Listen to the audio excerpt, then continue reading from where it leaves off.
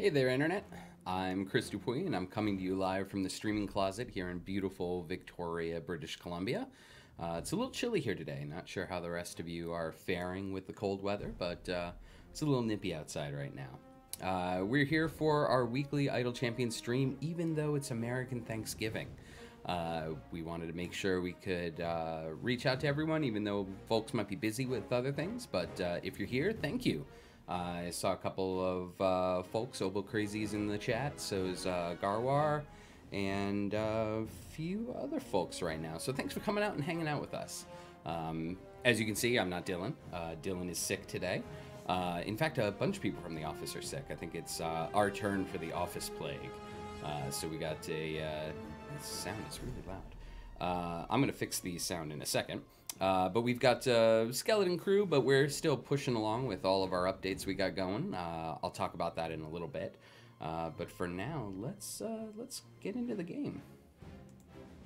We got a lot of fun stuff for you today. One of the things is we're going to have some giveaways today. As always, follow the moderators for the giveaway information, and we'll be giving away an Idle Champions t-shirt. And also, one of these really cool, brand new, just delivered dice from ChessX. It doesn't look as blurry as it does on the video. Maybe I can get it in, wake it up a little bit.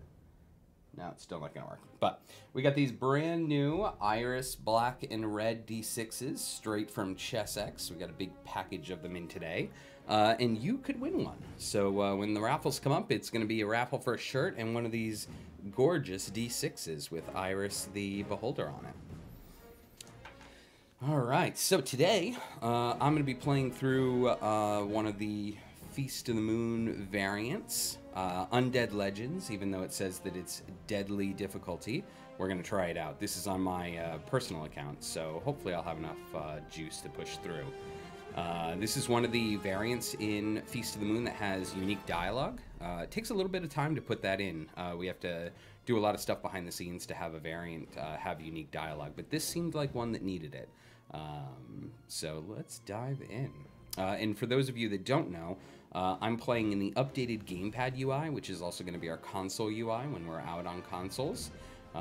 It's a little bit different than what Dylan played last week, and you'll see that we're also playing with a PlayStation controller today. So that's why the buttons are different. We're going to dive right in. All right, so of course I got Pirate Brew to start out. Oop, there's the notification. Hey, did you know we're live streaming right now? Let's close that. So we start off right away with a little introduction from our newest champion, Volanya Umvara. I can't say it nearly as well as Satine can, but with a little bit of a meta joke about repetition and deja vu, and about Kron being a little bit angrier, and Arcan in the midst of a gigantic redesign as Justin is tapping away at his balance numbers right now. All right, we've got our gold chest code for you up in the upper left-hand corner. It is gold Volanya chest.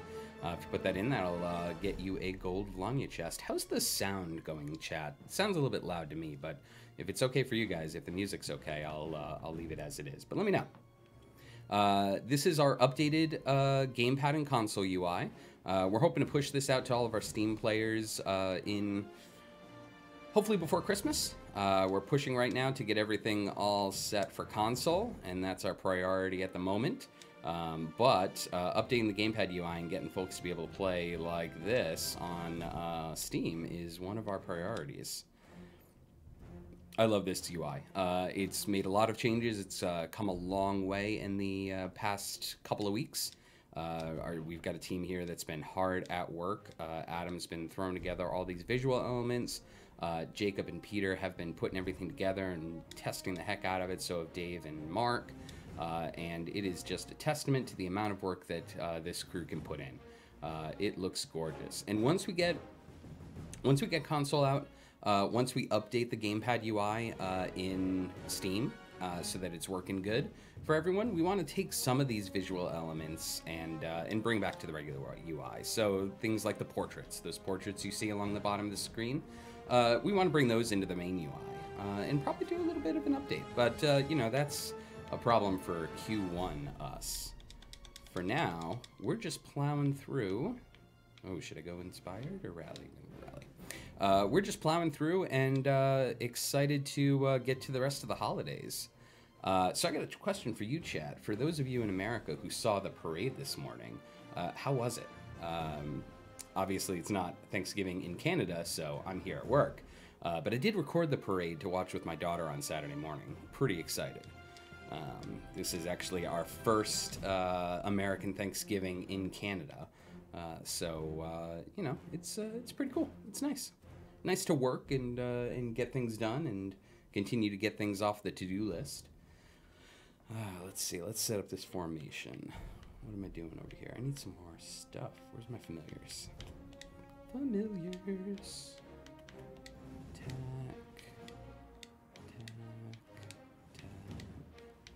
Let's get the mimic out there. And what about that? And there we go. All right. So we got those familiars placed. Level up. And for those of you that don't know, you can just hold the button. I only had one level. But you can hold the button and it levels right away. It's super fast and super awesome.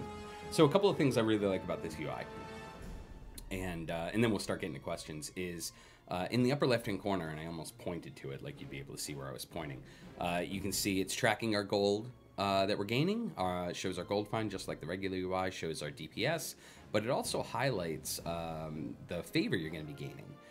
And it highlights it constantly, and it's great to be able to see that increase, because a lot of times it's just -1%. You're like, yeah, okay, it's -1%, but it goes out to actually to 3 decimal digits on this, so you can see the minor changes that you're making to your favor. So it's a nice addition.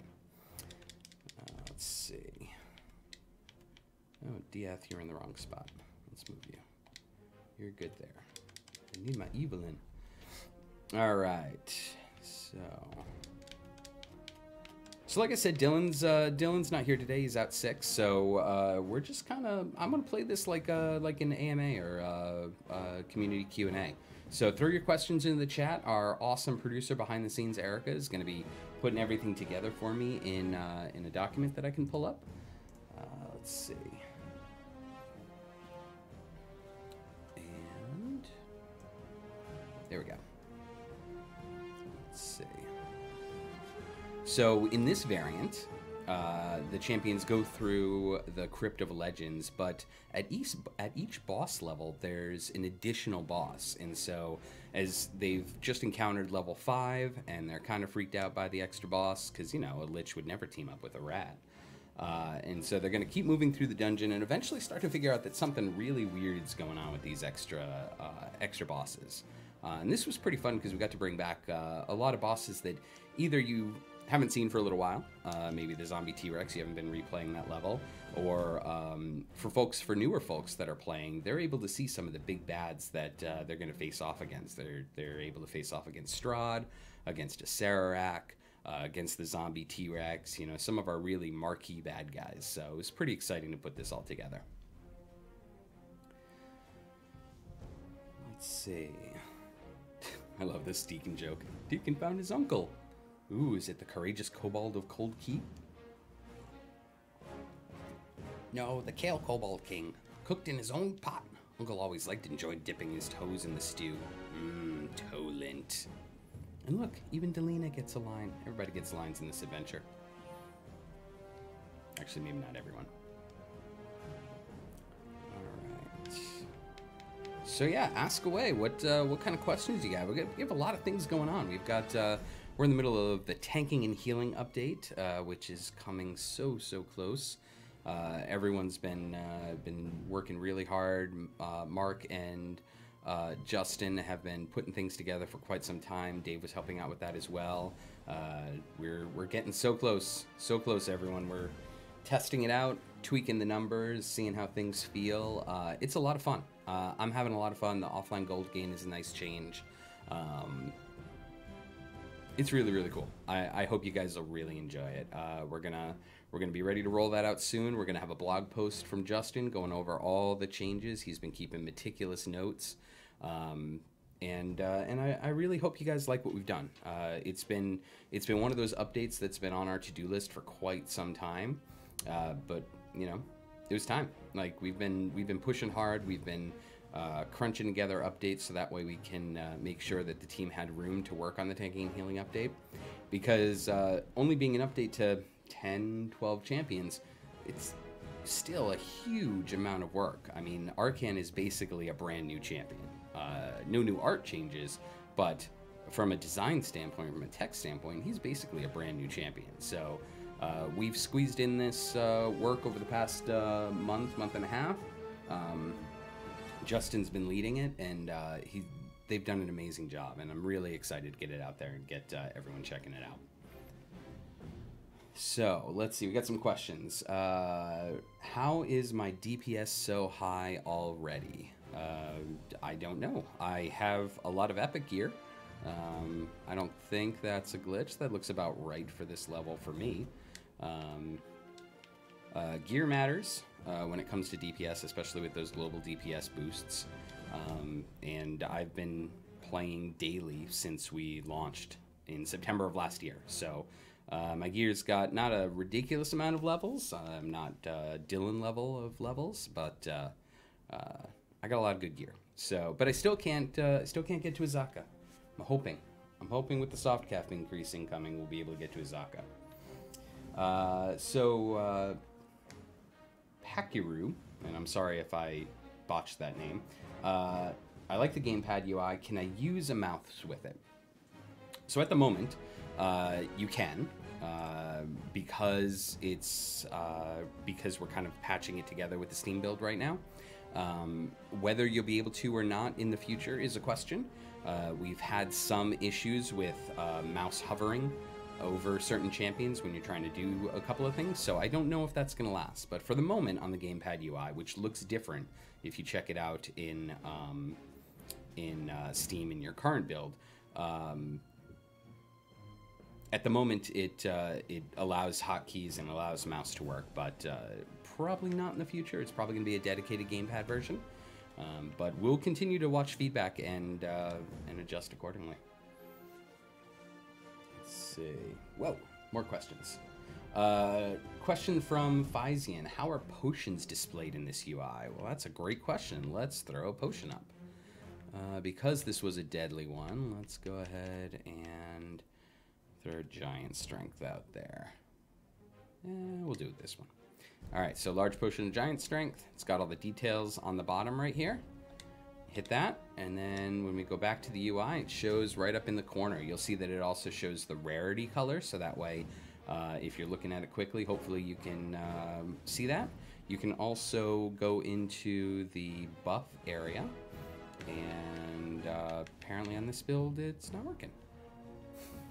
Work in progress. Normally, the buffs are shown here. But on the current build, which is about a week and a half old that I have on this machine, it is not showing. But normally it'll show the active buffs you have and the length of time that are going on. Gandalf Angry asks, how do we activate the ultimates in this? So, you see my cursors down here, and I can move around on the player portrait pane, the character portrait pane, and pick up the character. I can move them around. I can upgrade their levels. I can hit triangle to go into the character detail mode, or the champion detail mode, and I can swap for other champions. Crown's got to download. There we go. But if you want to do your ultimates, you just bring the cursor up, and you can go through all the ultimates. So when we're in a boss level, you'll be bouncing back and forth on ultimates like this. Let's see. Where do you find the sale banners, like Black Friday sale in this UI? The sale banners will be down here. So basically, this area right here is for our notifications. At the moment, because we're testing things with this UI, and we're also in the middle of submissions with console, we're not showing those different banners at the moment, because some of them are for console, some of them are not for console. So normally those notifications will be right here. So if there's 3 or 4, it would just extend past the high roller event right now. Let's see. Let's bring this over so I can stop looking all the way over there. It's really challenging. I don't have enough screen room. There we go, I'll put it there. Let's see. Evil Sales asks, how would you suggest to get the Vlanya achievement for maxing out her 3 bonuses? Well, it's a combination of a couple of things. You've got to get fast attackers with her. You've got to get characters killing things, and you've got to get just the right timing for grabbing gold pieces. So you don't want to have familiars out. You want to be grabbing them as it kind of collects up as they're walking. I love the random Minsk and Boo discussions. So the joke is, Minsk is the only character that can understand Boo, and it's unclear whether Minsk actually understands Boo and Boo actually talks, or whether Boo's conversations are just a figment of Minsk's imagination. And I love that that has actually never been answered. They have such a great dynamic, and it's amazing that the comic book artists and the video game designers have created such an integral character out of a rodent that doesn't even talk, or excuse me, that doesn't talk to the player. It's awesome to see how cool Boo is with just that sort of Easter egg backstory. Let's see. I'm gonna open this up a little bit. Furin33 asks, not sure this is something you can answer, but what is it like to write story text for various characters? Do you check with their creators before adding dialogue? Unfortunately, due to our pipeline timelines, I don't normally get the chance to run dialogue by content creators.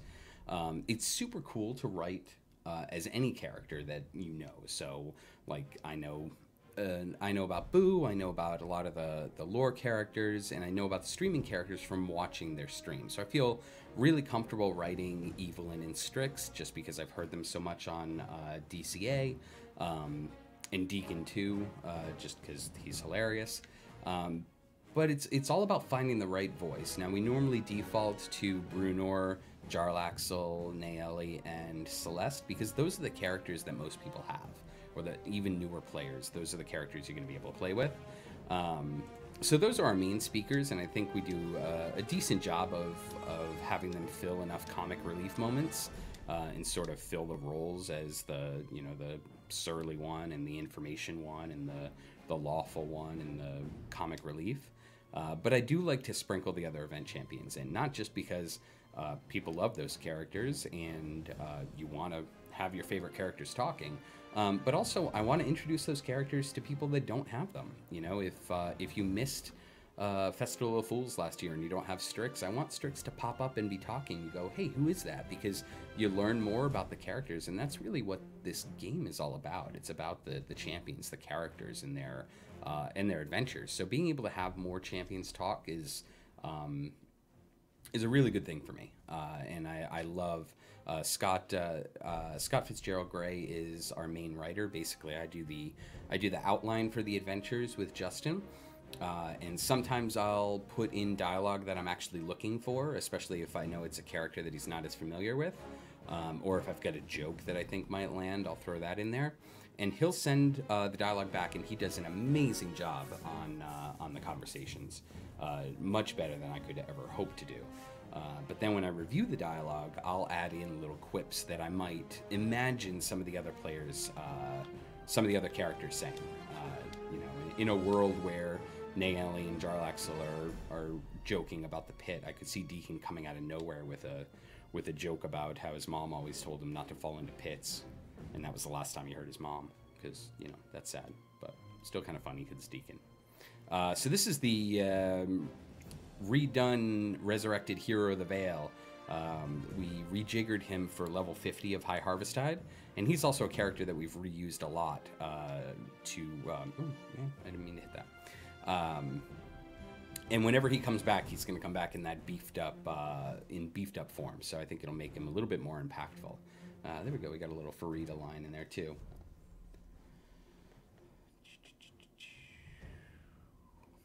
Will there ever be a I closed this promo box once, so now it stays gone forever option? It's a good point. We wanna keep some of those notifications boxes up when you load the game, so that way you'll notice when there's new things, whether it's updates to dialogues like the High Roller DLC or the weekend event. We want to keep those open for you. But the other things like the DLC or the sales that we have going on, we give those the X button so you can clear them out. But we want to have them coming back so that way you can notice when there's new things if you want it. But I'll give that some thought. Let's see. Can we Italian? And I'm sorry, Italian. I'm gonna butcher everyone's name today. Question is, can we please get a counter on the field for enemies present? It really helps with knowing the kind of buffs we will get from champions like Evelyn and Vlanya if we kill them or not kill them. We can think about that. One of the things that I'm really cognizant of, and I know that Justin and Dave are cognizant of, is information overload. We want you to be able to opt into a ton of information if you want to, sort of like this option. If you press and hold down the L2 button, you'll see, excuse me, I'm so sorry. You'll see not only the percentage of DPS that everyone's contributing, but you'll also see some of your top items that you have. They're dead. What do they need it for? All right. Can I get anyone else? Evelyn's already on the field. There we go. Looks like we got a visual bug. I don't know where my Evelyn went to.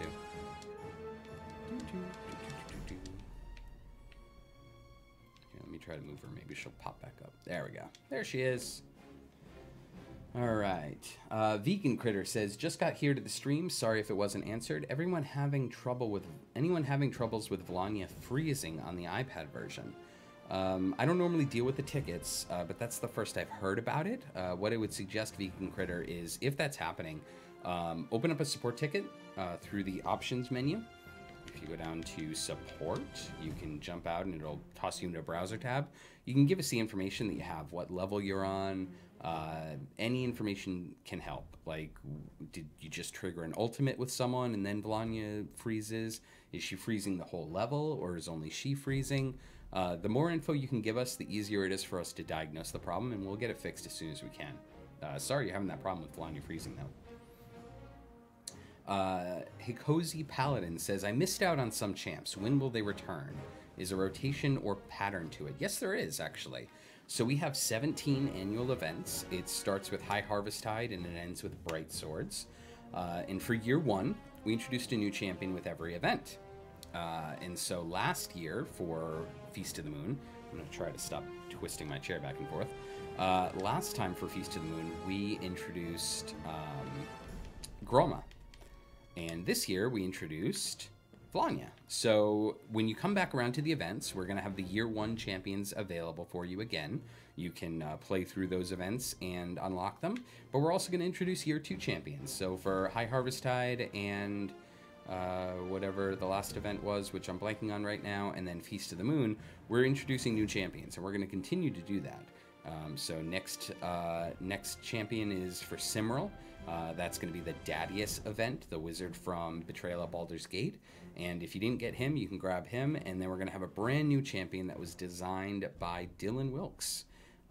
We've been quite busy, and Dylan was very excited about sort of my high-level concept for the character.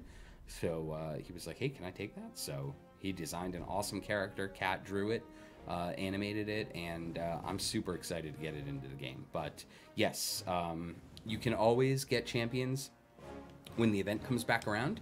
Another option that you have to get champions is to open up a time gate. So time gates are a new system we introduced about 3 or 4 months ago. And you'll see in the upper left-hand corner, I have 9 out of 6 time gate pieces. And time gates open automatically every 3 weeks or so. And they will give you an option to get 3 different heroes. So I'll open one early because I have enough pieces. Yes, I want to open a time gate. So when I go here, it's going to open up for 3 different heroes. It's got to load some stuff. There we go. So I can go through a time gate to get Dadius or Dinar or Strix. And if you don't have the champion, the first time you play through the event, you'll unlock the champion and a gold chest. The second time, you'll unlock a gold chest. And then you can continue to play through with free plays for the 3 days that it's available. And then you'll be able to transfer that Mistress favor into your regular campaigns. And normally I'm able to get about a 20 to 25% boost to my regular campaigns through a couple of days of playing through the time gates. So time gates are the free way that you can get access to more champions. Time gate pieces drop every 4 to 5 days, and once you have 6 of them, you can open up a time gate on your own. Otherwise, we'll open one up every 3 weeks or so. So make sure to capitalize on those time gate weekends, gear up those champions, and when you have enough time gate pieces and you don't have other limited time things going on like Feast of the Moon, jump into a time gate. It's a good way to gear up your existing champions and then increase the favor of the other campaigns where, like, you might be walled and only getting 1%, 6% favor on a push, but a couple of days working at time gate and you'll be able to get a 25% boost. Arkansas Seeker asks, what happened to the Celeste skin that was discussed? The Celeste skin that was discussed was released a little earlier than we would have wanted. The Celeste skin is going to be part of a Founders Pack that we're going to be releasing in the coming weeks. It's kind of a ridiculous deal Founders Pack for folks that are either new coming to the game or just really want to gear up all their champions. It's going to be a 42 chest Founders Pack. And there's going to be a whole ton of other stuff. There's like 10 different potions and contracts. There's chests. There's shinies. There's an exclusive familiar. Kat did Iris, our logo, as a familiar, so you can have a little red beholder flying around on your familiar area, as well as a skin for Celeste in the M12 module for Neverwinter, the MMO. Celeste unfortunately was killed and was brought back to life by Nanny Poo Poo, and so there was an undead version of Celeste, and she was really conflicted, obviously, being a cleric, being resurrected as an undead, but they had to make their push for the Soulmonger, so Celeste dealt with it and was eventually able to go back to her normal form. But it was a pretty cool character moment, and Adam suggested doing Undead Celeste, and the Neverwinter folks were super on board and sent us over reference material from that module, and we've got her coming. Next couple of weeks, we're going to have Undead Celeste out in the Founders Pack if you're interested in it. How did I get the gift wrap mimic? I've never seen it before. The gift wrap mimic was part of our anniversary celebration that was in September of this year. And so basically we had a big celebration. It was a lot of fun. I thought it was a lot of fun, but I heard a lot of good feedback from players that were playing it. Every day you could log in and get a free chest. The chest had 4 different items. And if you were able to collect 4 of the chests out of the 7 days, you could unlock a skin for Jarl Axl. So you got Party Time Jarl Axl. Let me throw him up. Come on, Jarl Axl. Time to go to the party. So we're going to swap the skin. We get Party Time Jarl Axl. There he is in all of his balloon sword glory. And the gift wrap and mimic. So those were all free. You could just, as long as you got the chests, you could get the mimic for free, and it was a lot of fun. And we're gonna do something similar to that with the console launch in a couple of weeks. We're gonna have another celebration, another week of coming back and getting freebies, and we're just gonna have a lot of fun. We've been working really hard behind the scenes to get this gamepad UI working, get the console UI working, learn 2 different platforms to get ready to release. So we're excited to celebrate that with everyone once the console's out, and we've got players playing on Steam, on iPads, on Android tablets, on Xbox, on PlayStation. We're all going to have the celebration going. So free stuff every day, and you know, it's going to be a lot of fun. So right now the gift wrap mimic was exclusive to the anniversary celebration. I don't know if we're going to have it available in the future. I would expect when the anniversary celebration comes around for year 2, we'll probably have a way for other players to grab it. Maybe. For right now, it's for those that were with us at that point. They've got Party Time Jarl Axl and the gift wrap Mimic. Question from Ogremok. Will keyboard and mouse players be able to see the alternate character portraits? The gamepad UI portraits are beautiful, and I definitely agree. Adam and Alexis did an amazing job on these things. I know it's really difficult to see with the overlay we have on the screen, but they are just gorgeous. So yes, we do want to eventually update the main UI to include these portraits instead of the in-game model portraits, but I don't have a timeline on that. Ooh, I can get more characters. Excuse me. I don't have a timeline on that right now because our focus right now is getting the console build locked, getting tanking and healing ready to go and ready for prime time, and then getting this gamepad UI updated for all of our Steam players. And once the gamepad UI is on par with console and it's one branch, it's not multiple branches, we're gonna then start to look at the regular UI and see what we can do to jazz it up. Let's say we're gonna do Socialite, and he's not good for Socialite right now, so let's move Brew Noir down. Oh, that was not good. Let's not do that. There we go. All right. Get some levels. Levels. All right. More questions. Thanks for all the questions, everyone. We weren't sure how many folks we'd have on the stream today, with it being American Thanksgiving. So for those of you that are hiding in a room from your family members, I'm glad you're here with us. And the rest of you that are full on turkey and just enjoying hanging around and chatting with everyone, welcome. Thanks for coming by. So let's see. We know an upcoming champion will be an Eberron race. How do you decide to include that race? And does a decision inform future champions? Like, could we see races from Ravnica? So we look at a lot of things when we look at new champions. We look at co-promotion opportunities. Is another game releasing a character, or has it released a character, and can we work together with them to promote both games? If we're working with a streaming character, will they be actively streaming at the time? What type of champions have we released recently, and which ones do we have locked in afterwards? These things all matter, so it's not just more of the same. We don't want you to come back every event and go, oh no, another bard, another cleric. Like, it's just more of the same. We want to vary things up, and we want to get to the point where you're able to fill up all the affiliations, you're able to do runs however you want. You want to put all the friends together, you can. You want to do a Waffle Crew C-Team group, you can do that. And so there's a lot of different variables. Sometimes it's not perfect. Sometimes we've got 2 characters that are releasing within 3 events that are fairly close. And sometimes that can't be helped. But we do try to take that kind of stuff in mind.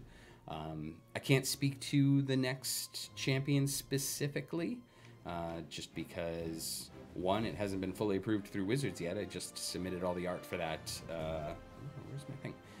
The art for that yesterday. And we don't want to take the focus away from Vlanya and Gromma at the moment. This is the last weekend for Feast of the Moon. Feast of the Moon will end on Monday. So this is your last chance to collect and level up Vlanya Umvara, the new Eladrin Bard. And also, here, let's use some ultimates here.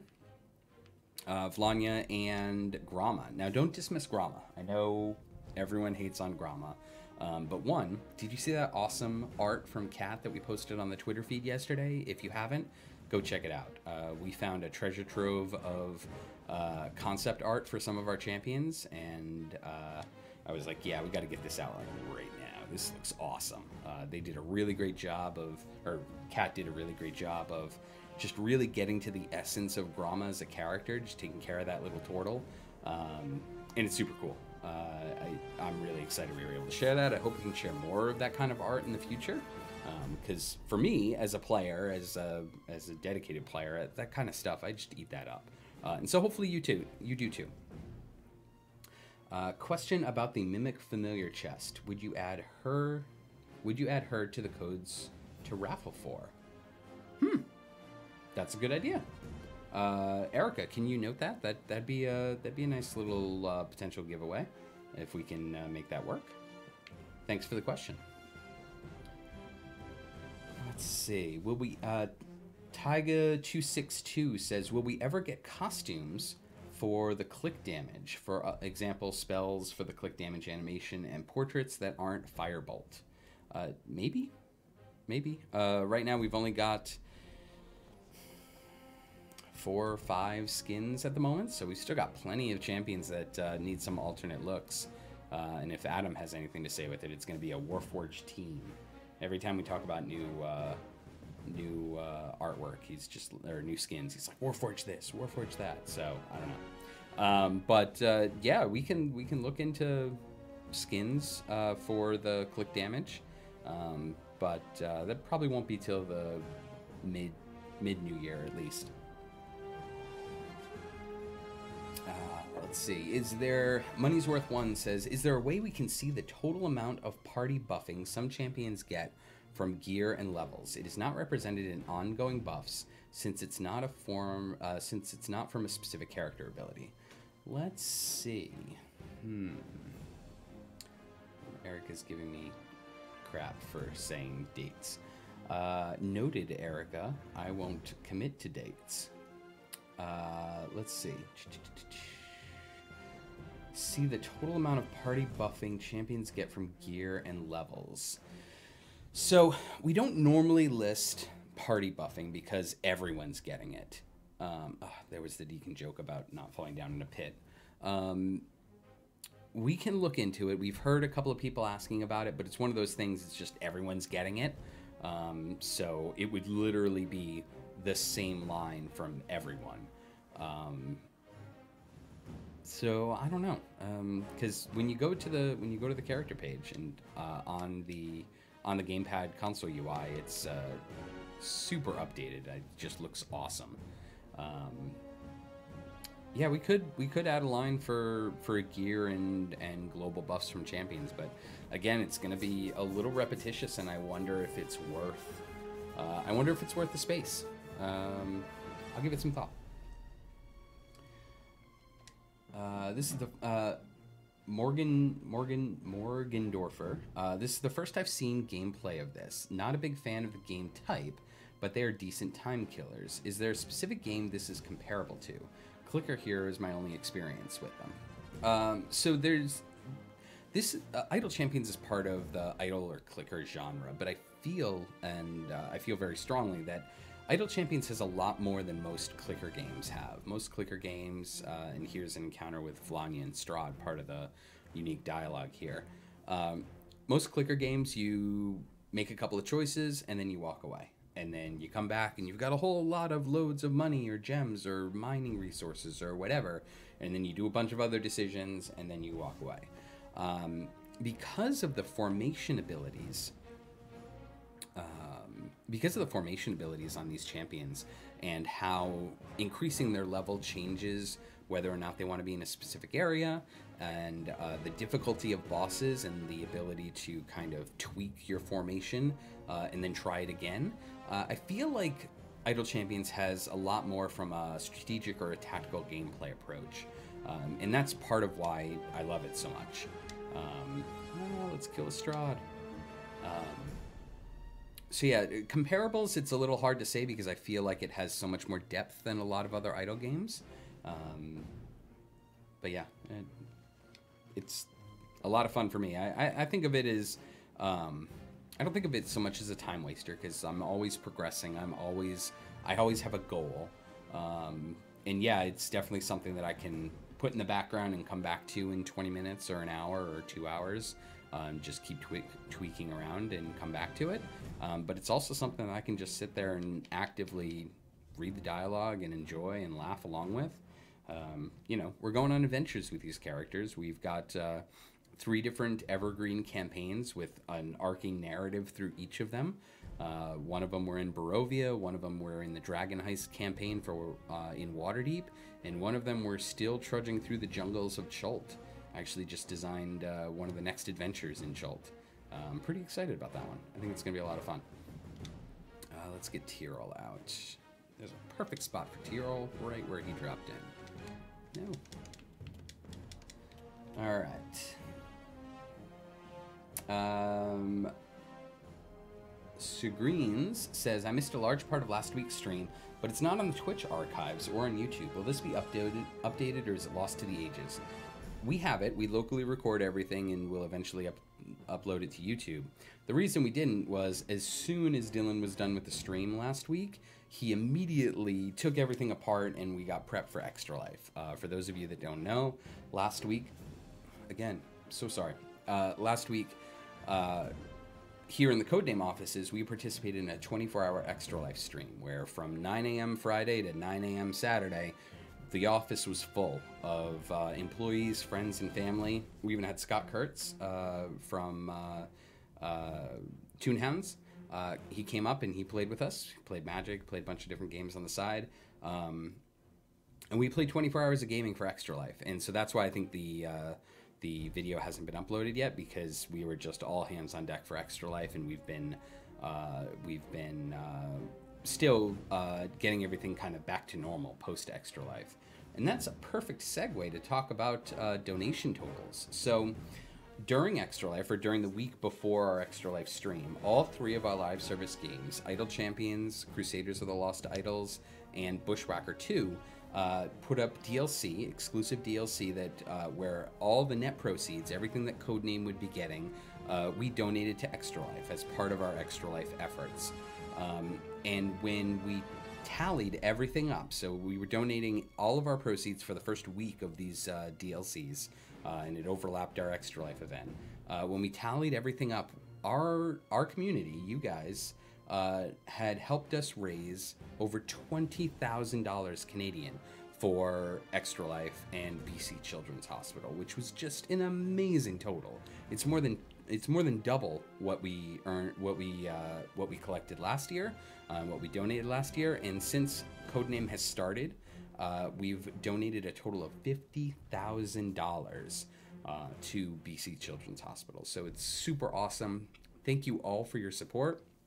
Whether you picked up a DLC, whether you donated to our Extra Life page, whether you spread the word, or whether you volunteered here with us or watched with us and played along. I know we had a bunch of players in the chat with us throughout the event. It was a ton of fun here. I hope everyone else had fun watching it with us. And we're already jazzed about next year's event. We've been doing a postmortem on the event, and I don't want. That's not the great spot for Minsk. And Volania's confused. She doesn't know what that is. Oh, so this is a joke. The Cyric follower was reading from the from a book that you're not supposed to hear. So everyone has candle wax in their ear. So here in that scene, everyone's like, "What is that? I can't hear you." And Deacon starts singing a Song of Doom because no one can hear each other. And everything's just going to hell because they're facing the Demi-Lich Acererak. And everyone needs levels because, oh my god, lightning. Kill Acererak. You got it, guys. Boom. Level 50 Acererak. Ain't no thing.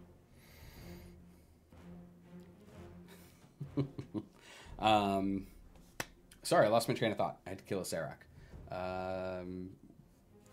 Draugr asks, what is the last day to earn dice for high rollers? That is a great question. I meant to look that up ahead of time. I believe we still have at least 2 weeks. I hope we do, because I still need to get Minsk's Golden Epic. Let me see, how close am I? Yeah, the 500 reward, I'm just 42 points away. Yes, I believe... Tune in weekly until November 26th. So, yeah, we might be on our last week. So, get those points. Get those points, get those freebie rewards. We're going to be doing a survey later to hear what you all thought about it. What was cool about this event? What was less cool about the event? What can we do better? What can we do differently? Because internally, we had a lot of fun with it. We love doing these sort of reward systems where we can give free stuff, and I enjoyed it as a player. I know there are some players that did not have as much fun with it, and so we're going to send a survey out, and we're going to hope to get some good responses so we can make it even better next time. Let's see. What ultimate would I give to Thibbledorf Quent? That's a good question. The question is, who gets the horn? Is it Thibbledorf that has the horn? I don't think so. It'd probably be either something tied to the horn or just a battle rage. Yeah, I think that's where I would go with Thibbledorf. He's not on the immediate horizon, but he is one of those characters that I know we have to put in the schedule. We just haven't yet. Let's see. Is something going to replace the High Rollers goals now that that's coming to an end? Not immediately, no. The High Rollers event was a new thing that we tried, and just like a lot of things that we try, we see how it worked, see how players were enjoying it, and that's where that survey is going to come in, and see what we can do different and better next time. We don't want to continue to put out just the same content over and over. We want to mix it up. We want to evolve it, and we want to make sure whatever we're doing is as fun as possible for you guys.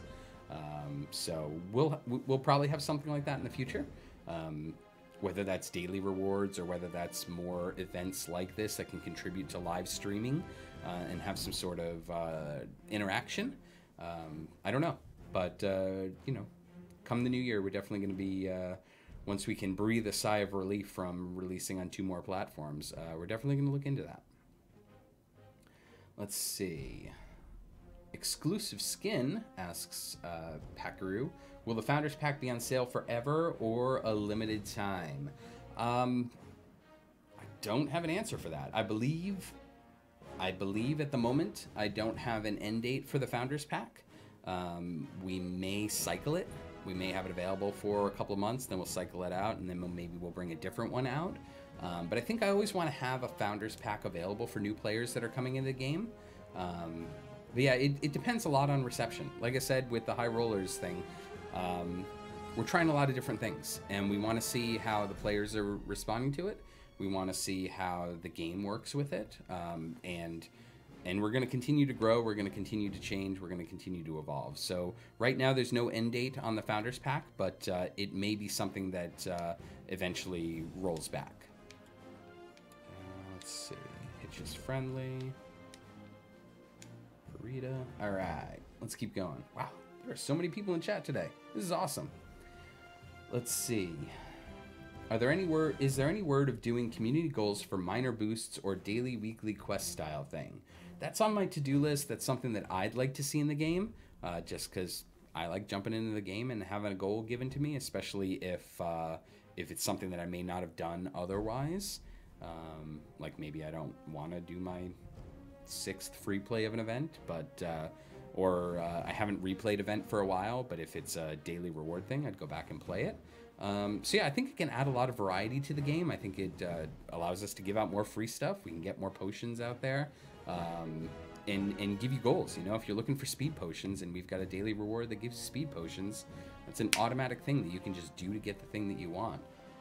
So I'd like to get there eventually, but it's not for a while. Right now we're focused on console, we're focused on tanking and healing, we're focused on getting all our work done before Christmas break, and then once we get through the new year and we're in 2019 and you know, the world is brighter, we can look into doing those kind of revamps and trying those new systems.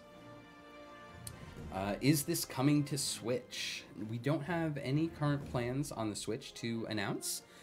But as an avid Switch player who was totally not playing Metroid at 11 o'clock at night in bed last night and got yelled at by his wife, I wouldn't mind seeing us on the Switch.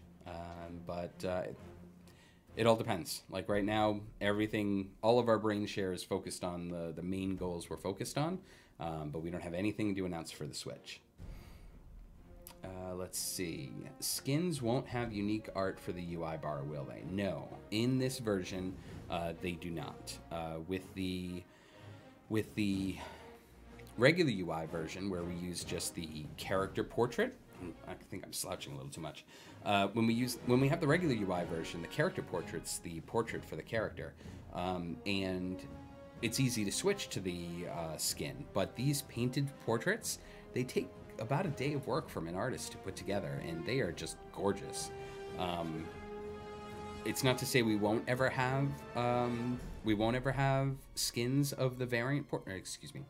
It's not to say we won't ever have painted portraits of the variant skins, but right now we just don't have the bandwidth to do that. Let's see. Any chance of seeing a High Rollers character join the Champions? I'd like to see that. I really like the characters that they're playing, but I don't have anything to announce on that front at the moment.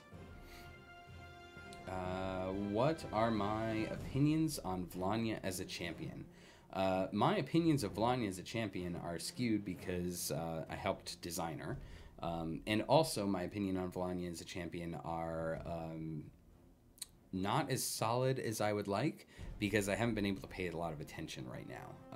I've been playing through the event as I can, but it has been all hands on deck for the past couple of weeks, and it has been very busy. So I haven't had a lot of time to really dive into the nitty-gritty on how she's doing.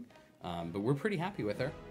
We think the fans are happy with her. We're hearing some of the complaints. Dylan collated some of players' thoughts on her and passed them along like he does on all the champions, and I really appreciate that, because I don't have enough time to sit through Discord and sift through everything like Dylan does so masterfully. So I appreciate when he's able to take everyone's concerns and kind of drill it down into a bullet list for us. So, you know, come the new year, we'll look at some of the complaints that we may have heard from different new champions that we have coming out, and we'll see what we can do. After tanking and healing, it's you know, big rebalance pass. You know, someone's got to buff that Delina. So we'll look at some other champions as well, and if there's some tweaking that needs to happen to current champions, we will look at that.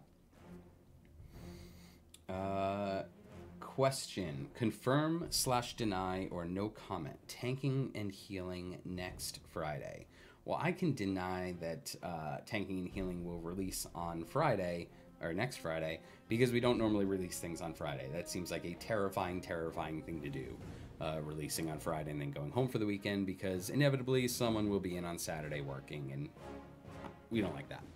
No, the tanking and healing update will not launch next Friday. Next question. Any chance of having... I'm sorry, I keep slouching over. I'm not used to sitting in a chair. I have that weird kind of like kneeling sitting chair, and I really like it because it helps my posture. But I keep slouching. Familiar formation saves, please. Yes. We hear you. I agree with you.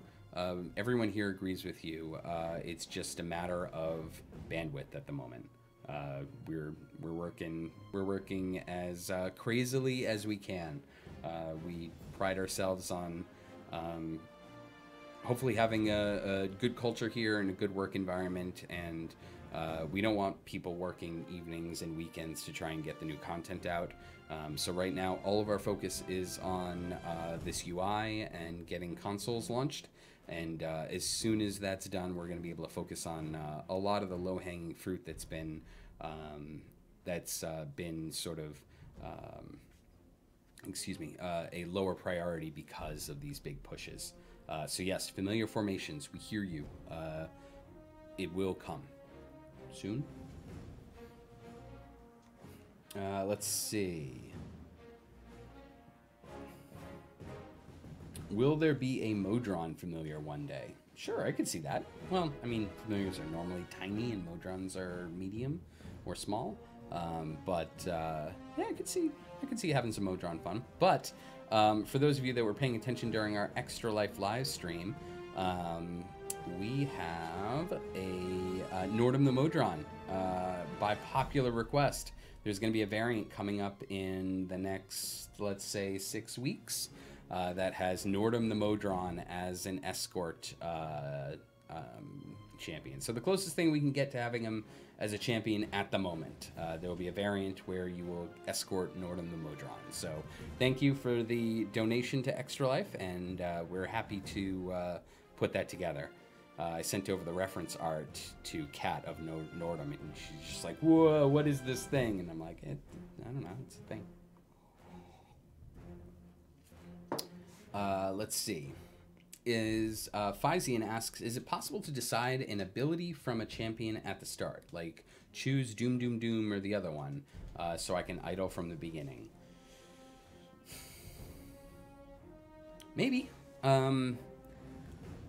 It's weird because it introduces another decision point when you really don't have all of the information that you'll need when you make that decision. Like, yes, there's some champions right now where you just make that decision and that's what you're going to do with that champion. Like Celeste, for example.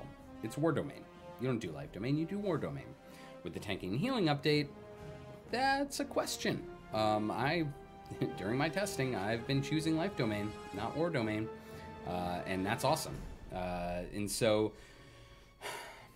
again, going back to that idea of not wanting to overload players, and even if this is information that may help a subset of players, I worry about throwing too much at players that don't want that sort of granular choice without all the information. So if you start off with Deacon and it's going to be 20 minutes till you'd make that specialization choice and your formation would be completely different, making that decision right now is a really stressful thing for players that are newer and don't know all the decisions they're going to be making. So we probably won't introduce something like that, but we appreciate the question, and we'll definitely give that some thought. So just so everyone else is aware, when we get a question, we're just like, no, we're not going to do that. It's not just that we're dismissing it.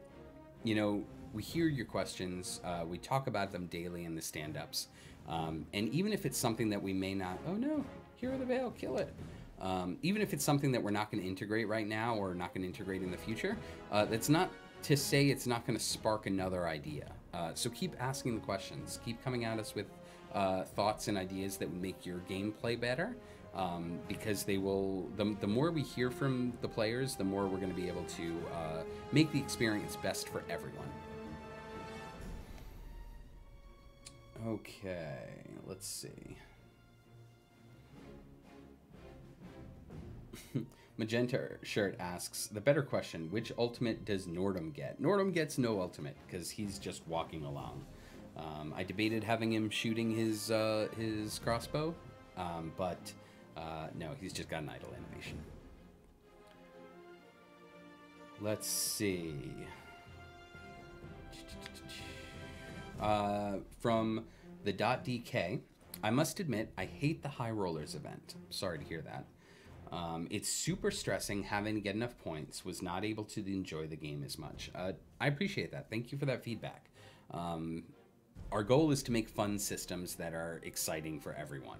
Our goal is not to stress you out. This game is escapism. We have enough things going on in the world that stress people out on a daily basis. Our goal is not to stress you out. So when we send that survey out, the .dk, I hope you respond, because I definitely want to hear feedback like that. I want to hear feedback that, yes, you enjoyed it, yes, this was cool, this wasn't. But if you don't like something, we want to hear it, because, you know, for every one person that's voicing this opinion, there's 5 people behind that aren't voicing the opinion. So when we send that survey, please give us the feedback. Let us know so that way we can make your game better. And that's our goal. I mean, we're Codename Entertainment. We are here to entertain you. And we don't want to stress you out because that's no fun. So I still haven't heard from anyone on the Thanksgiving parade. I need to know, did a float go loose? Was there an awesome Broadway performance? I'm itching to know. As an American in Canada, this is my first Thanksgiving where I'm not like PJs in front of the TV with my daughter watching the Thanksgiving parade while things are cooking. You know, cooking the turkey and like popping my head out to see things. So I got to know, was the parade fun? Because it's currently slated for a Saturday morning cereal run with us, and I'm really excited. Let's see.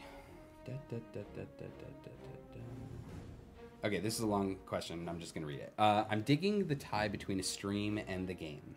Rather than adding dice, though, it would be cool to give players raffle entries. The winner each week gets to communicate with the DM to decide the challenger NPC.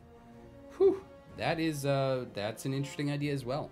Part of the questions are, you know, what did you think about how impactful your gameplay was? And for those that don't know, if I bring up the dialogue, where's my controller?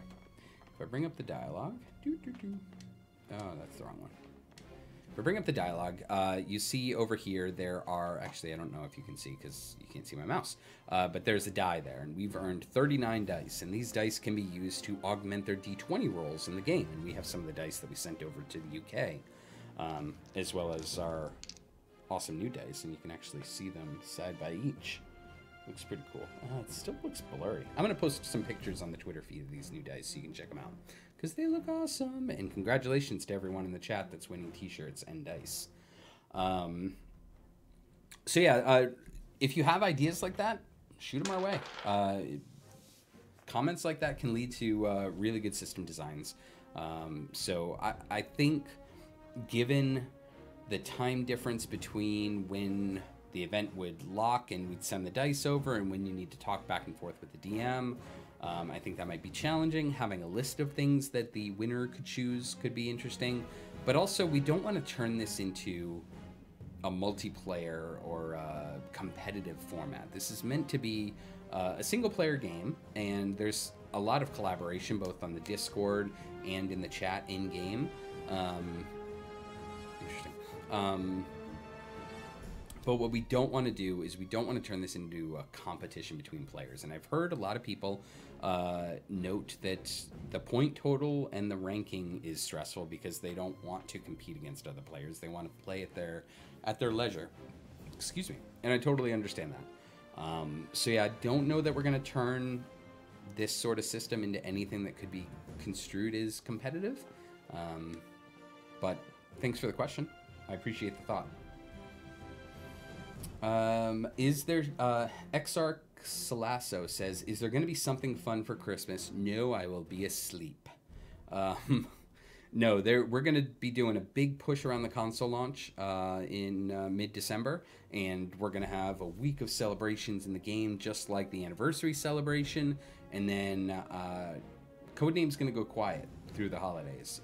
We're going to enjoy our Christmas with our families, and hopefully the servers don't break while we're gone. But no, we're not going to do a big Christmas event or anything. We'll have Winter Shield. That's going to launch during Christmas break. But we're not going to do any new promos or anything around Christmas.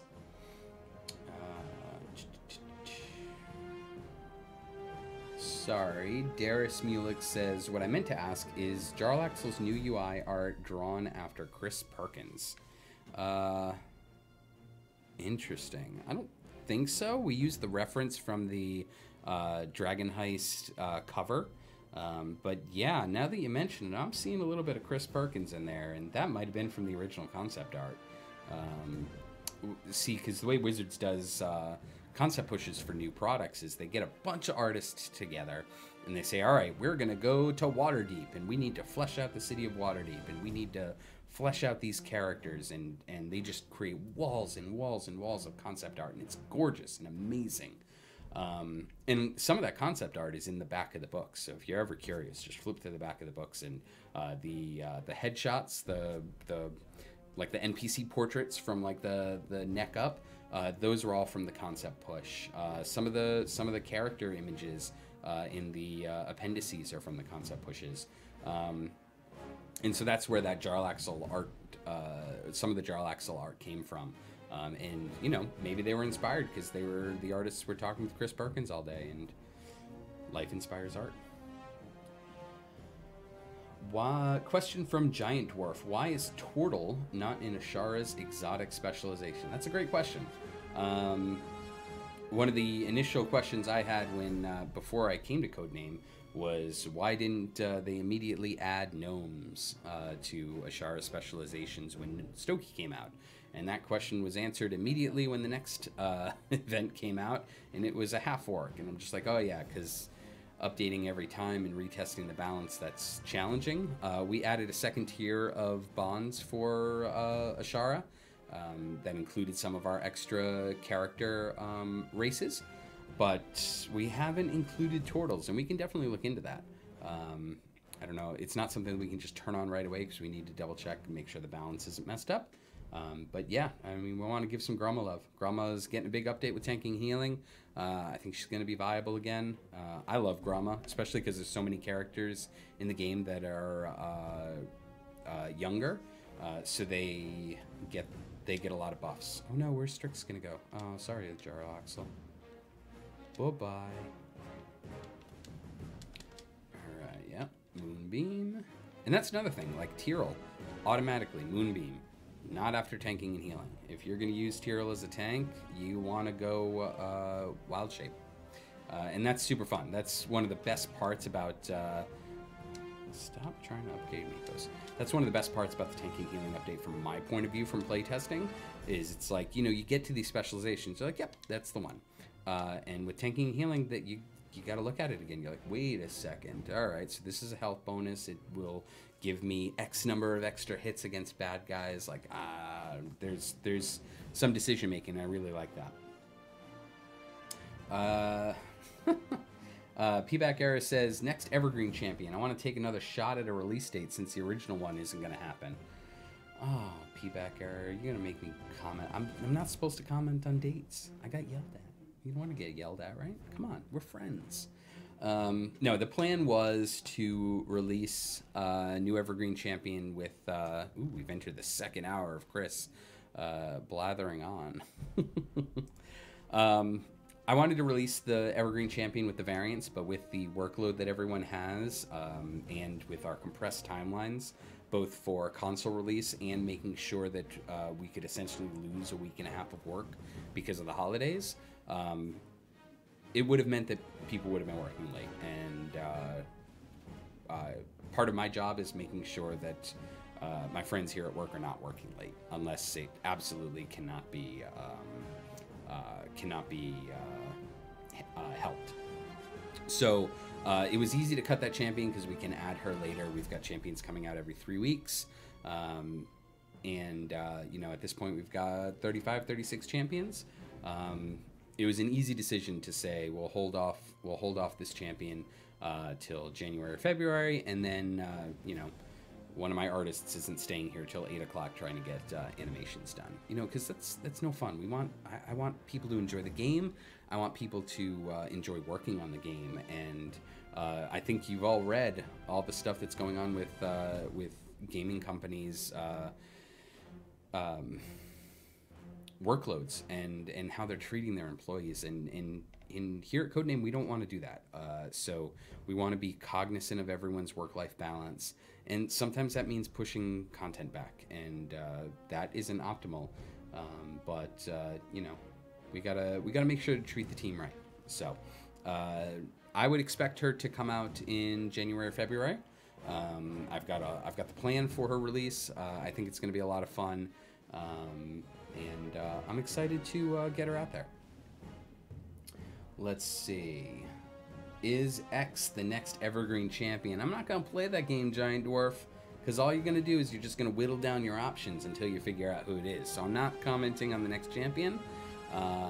But I love that everyone's so engaged and wants to know, because there's a lot of good options, and I hope you'll be happy with her. Let's see. Who will get the Santa outfit during the Christmas event? Maybe Arcan the Santa Lizard. Man, I wouldn't call Arcan the Santa Lizard to his face. No, we don't have any plans for a Santa costume at the moment. That's not to say that Chris can't get crazy the week before Christmas, and I can almost hear Adam screaming from out there. But no, we don't have a Santa hat outfit at the moment. But I really like that idea. As the Santa that everyone deserves at my house at Christmas, I love dressing up as Santa. It's so much fun. Although my Santa voice is not good.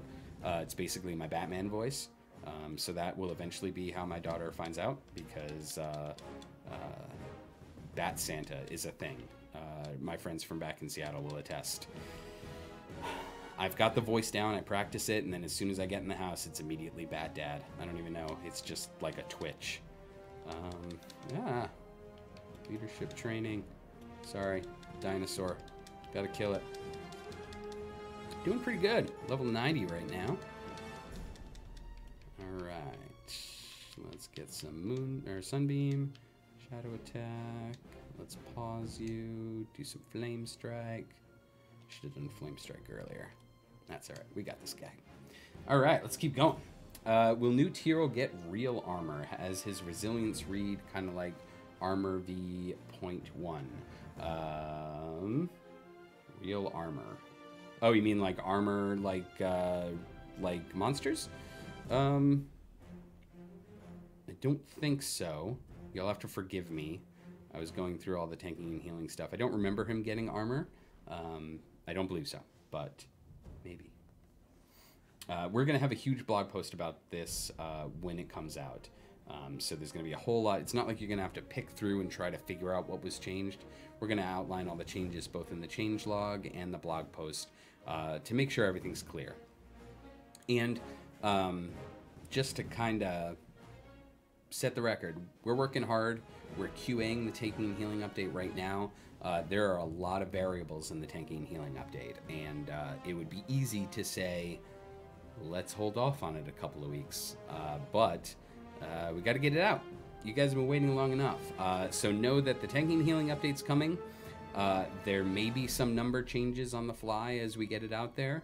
We're going to be watching people try to break it and tweaking things accordingly. But I am a big proponent of the best way we can get the content out there is just to get the content out there. And in a live service game, a character is never fully finished. There's always tweaking that can happen. And as new characters come in, that balance shifts. And so it's just iterative changes. So if you find something, if something's broken, if something's weird, if you found a way to make it so that your champions never die, let us know, and we'll get it fixed.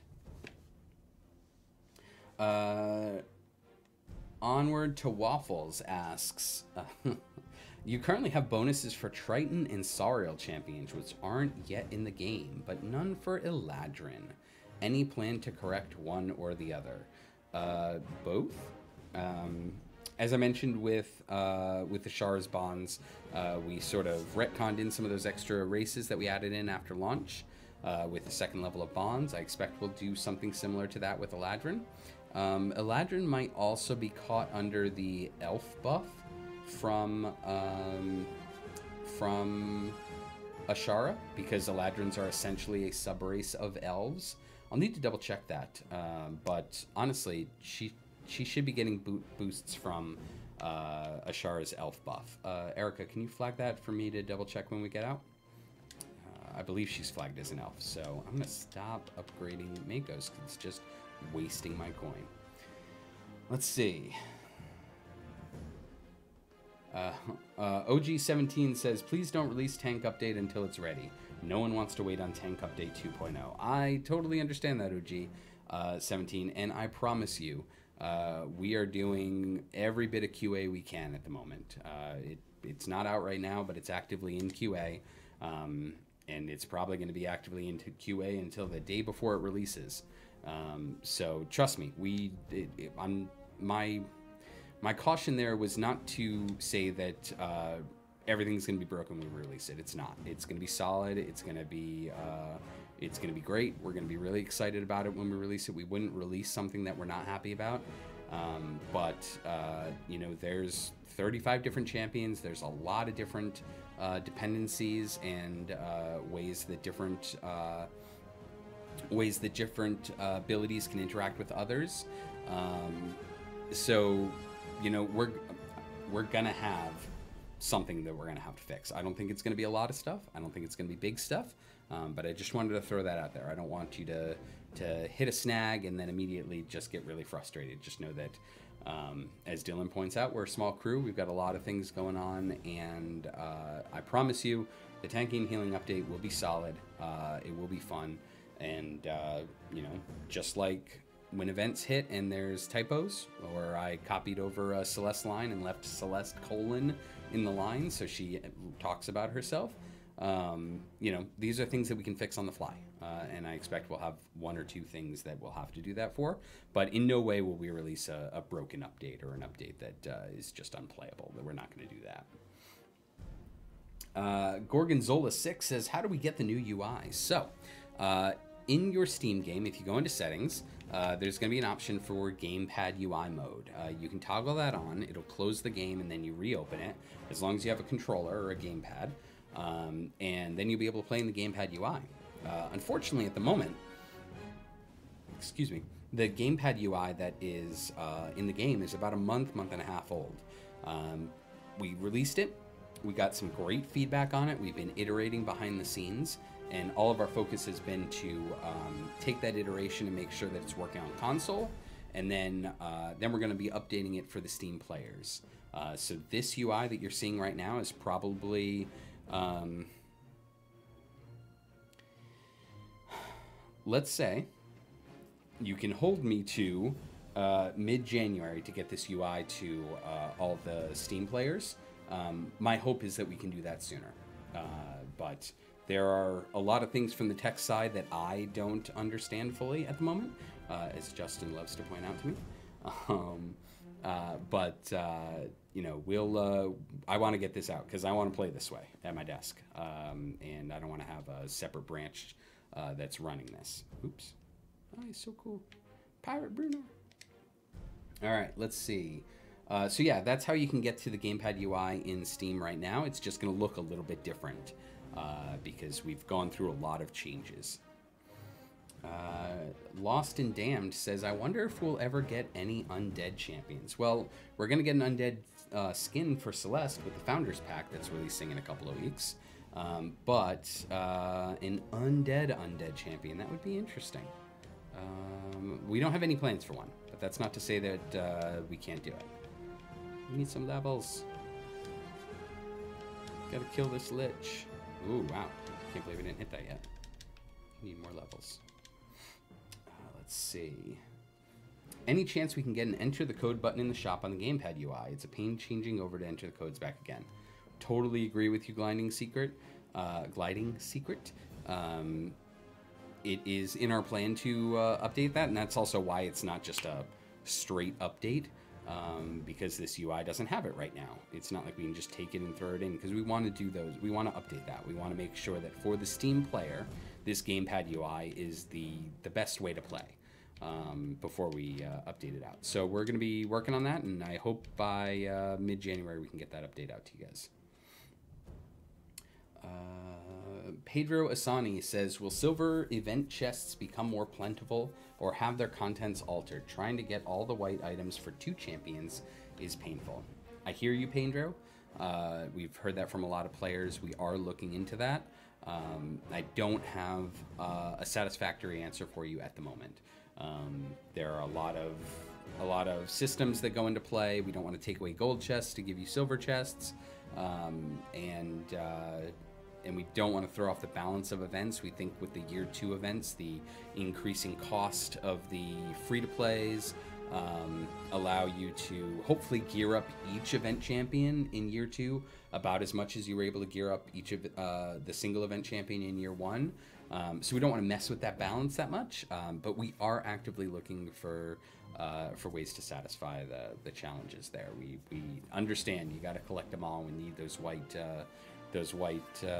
cards in the collection, and we're talking about it.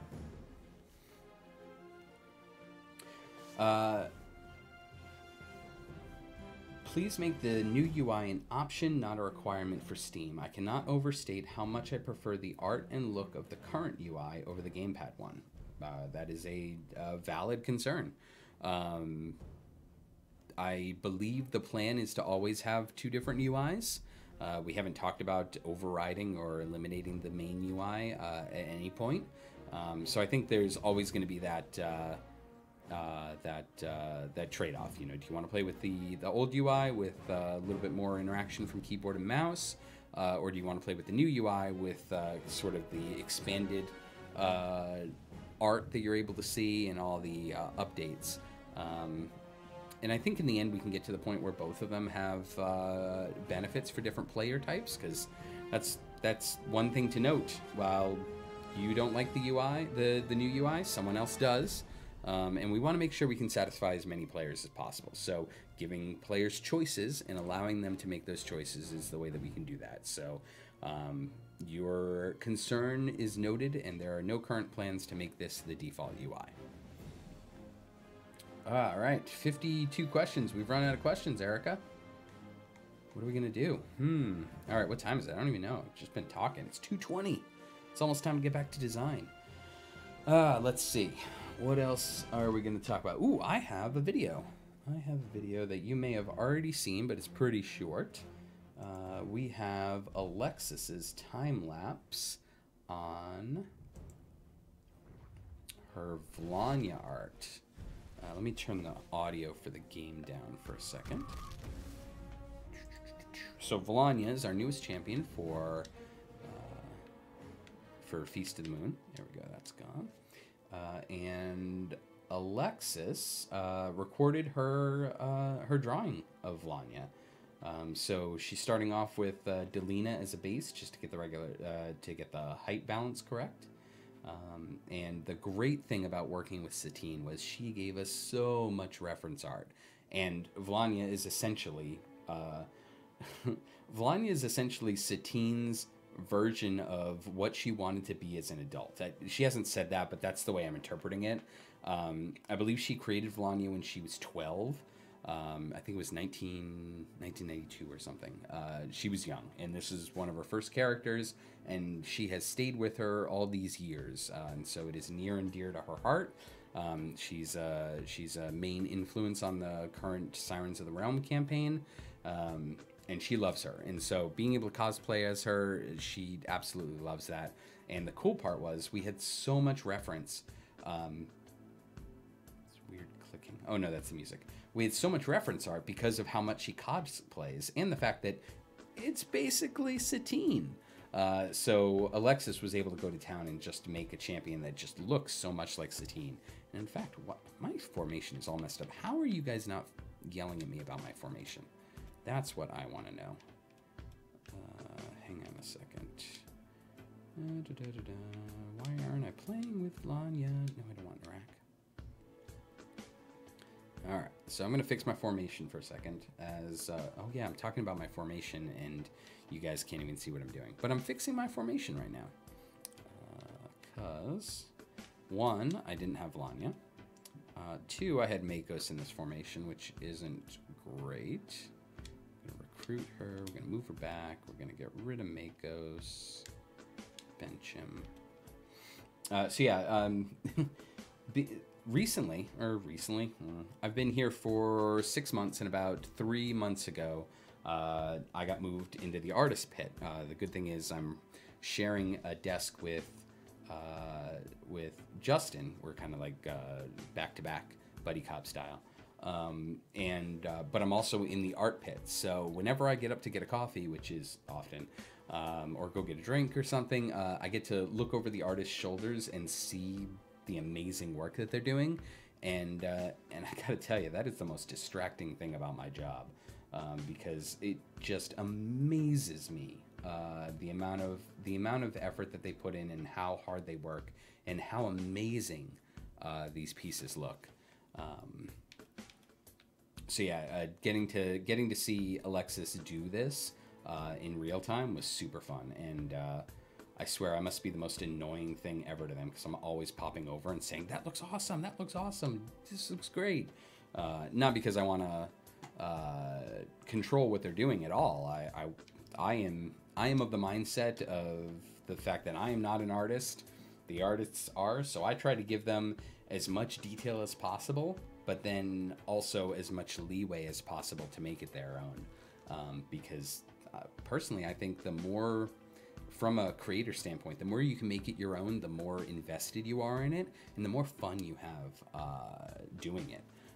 So that's why it's just, and I've done this my entire career. It's just, I can draw stick figures, and that's basically it. Here's an idea.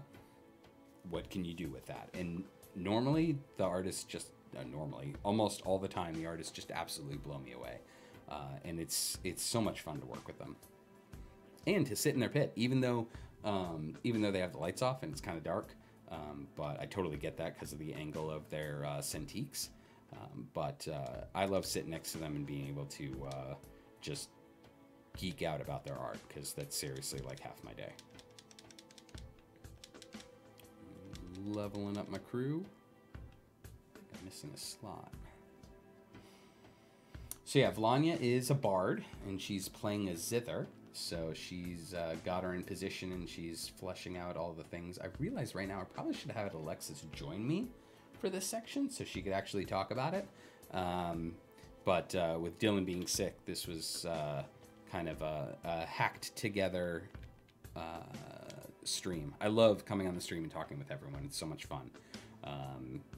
And because it was Thanksgiving, we were all debating. We're like, oh, Dylan's not coming in. Should we cancel? I'm like, no way. I want to go do the stream. It'll be fun. Because I love interacting with everyone. And normally I don't get a chance to jump into Discord and be a part of the conversations a lot. So I really like just chatting with everyone here in the live stream.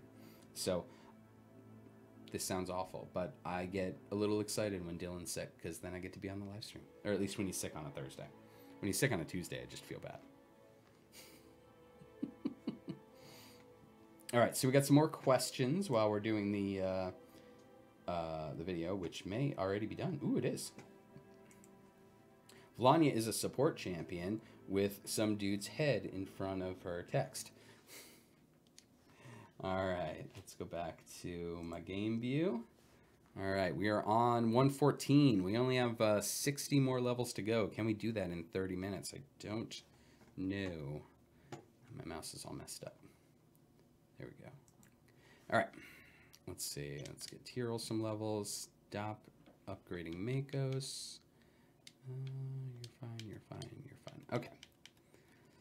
I would do a speed potion, but the speed potions can get a little jittery, and I don't want to trigger anyone. So we're not going to do speed potions. We're just going to keep pushing. One of the really cool things about the console and gamepad UI is that Peter and Jacob and David and Justin, they were able, and Adam too, obviously, all the people that I want to make sure that I name and not forget anyone, because that would make me feel awful. But they were able to take everything and just rebuild it from the ground up. Like, even just this event dialogue, it's like, there's 3 hours left. Here's all the things you have. Like, here's all the info you need. Like, it's awesome to see what a year of experience with this game can do in terms of UI upgrades.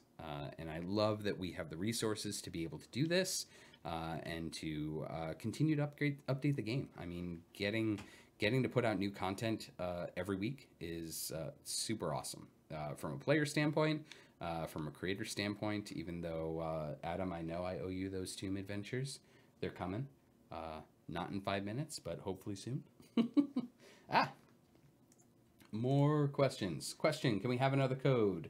No, you just got a code. And if you go to the Discord section, there's a code section with all of our active codes, and so you can go join the Discord community, join the conversations, and see if anyone has found codes that you haven't for chests.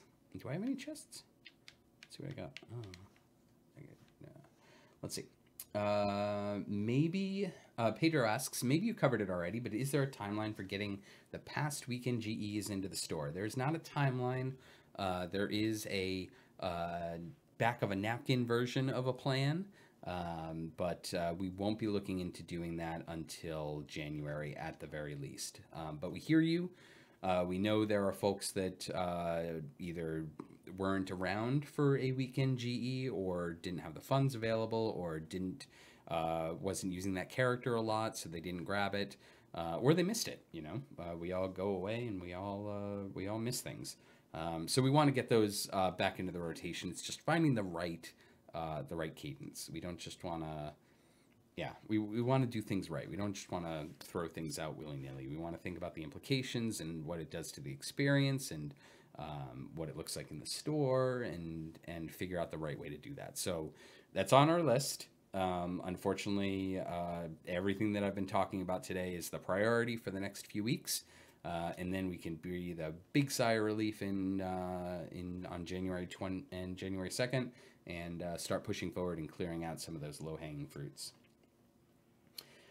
Question, will we ever see a Villains of the Forgotten Realms? I want some villains as champions. It's an interesting question. So what's interesting is a lot of the characters that people remember from D&D, there's specific characters from books or maybe from adventures that you interacted with.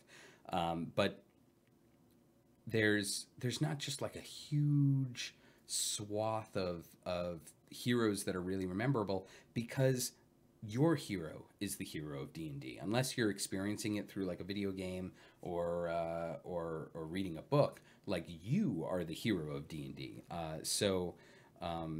A lot of what people remember from these different modules are Strahd or Sararak or Hallister. You know, it's the bad guys. Oh no, a kobold and the resurrected hero of the Vale. Kill it with fire. So we want to do something with the villains. I don't think that we're going to have villainous champions, although Jarl Axl may feel differently about that.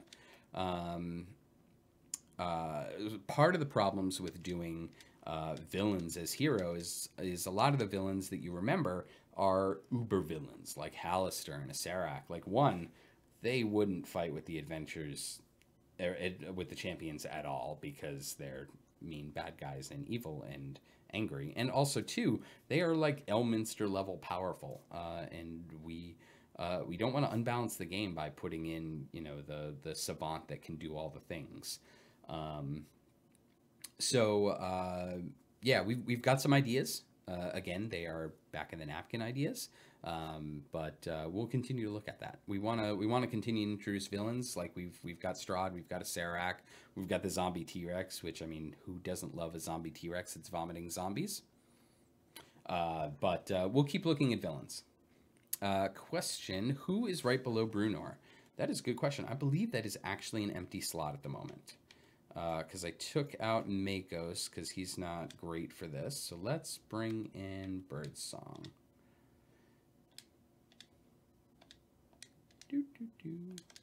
There we go. Birdsong is right below. And we'll do the good one. Thanks for that. That certainly helps my DPS. I appreciate that, Giant Dwarf. I appreciate you. Magenta shirt. How about letting bosses drop event silver chests during the event? Character-specific variant, of course, the corresponding chest. In a non-event mission, equal distribution between base/evergreen champions and event champs. In this event, 33%. There's a lot of detail there, Magenta shirt. Yeah, that's one of the options we're discussing. Yeah, I don't have any specifics, but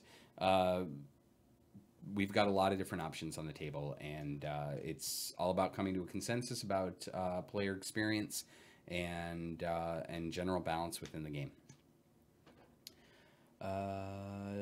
Now that the game stuff is out of the way, Delverton wants to know. On to the real question: dark or light meat? Oof. I'm gonna say a mix. Honestly, when I was growing up, I used to always want the drumstick, and there's this great picture of me when I was seven-ish. Oh man, I should find that. My daughter would love it. And I was sick for Thanksgiving, and I came down afterwards, and they had saved the drumstick for me, which I'm sure all of you know is like the coveted piece of the turkey. And so, like, there's the picture of me after being sick all day eating this huge drumstick, which certainly didn't help my stomach at all. But I'm just so excited because I got the drumstick. I like to mix it up. I'll have a little bit of dark meat, a little bit of light meat, because there's so many sides that the two different meat types go differently with different sides. So I'm mix it up. Let's see. Can we have some sort of indicator when we got our last time gate piece? Sure. Making sure you know, and one of the things that's on my list of things that I'd like to see updated is increasing the celebration moment when you get cool things from a boss chest. Like right now, there's just a bunch of gems, but there might have been a chest. It might have been a gold chest. It might have been a time gate. It might have been a thing that we haven't even invented yet and is in the chest. We want if you're actively engaging with the game, we want to highlight that. And that goes not only with, you know,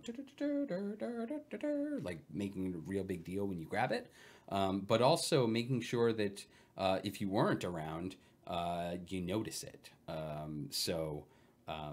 Maybe Timegate starts flashing every once in a while. I'm sure that would be annoying for some people, but a one-time notification saying, hey, you've got a full Timegate option available could be something.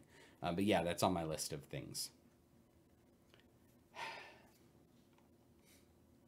Erica's leaving me these notes like, Chris fixes everything. Chris said players will get it. Like, I'm going to be in big trouble when I get out of here.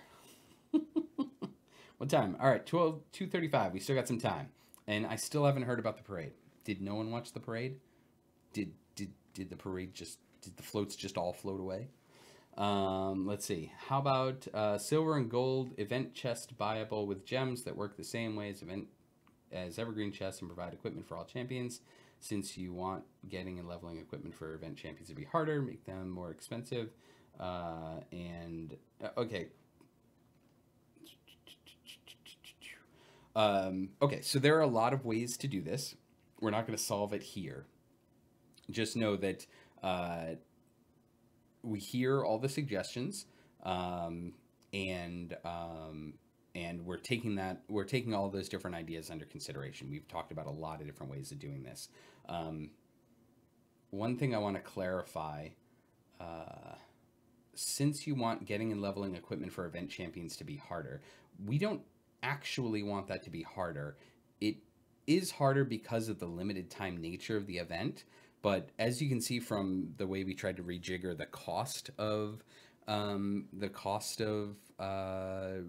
free plays and the decreased cost of year one champions in during the events, we're trying to get some sort of parity.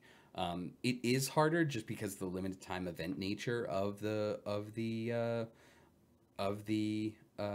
events, but we're not some shadow company behind going, ha ha ha, they can't get more birdsong chests. Like, we introduced time gates to try and help. That may not have gone far enough. We're looking into that. So know that we're trying to get the right experience for you guys. It just sometimes takes some iteration, and we appreciate all the feedback we're getting, positive and negative. Chris, is there any plan for more UI scaling or 4K support? Well, Dave bought a 4K monitor, ostensibly to check 4K support. I don't know. That's an Ask Dave question. Your founders seem to like the Blame Chris hashtag during the Extra Life event. You know, I was busy during that. I didn't get to watch that. Now I'm going to have to watch that because seriously, what did they do? So this stream wouldn't be complete unless you lived up to it during this stream. Since this is likely the last time you'll run the stream before you guys go on holiday.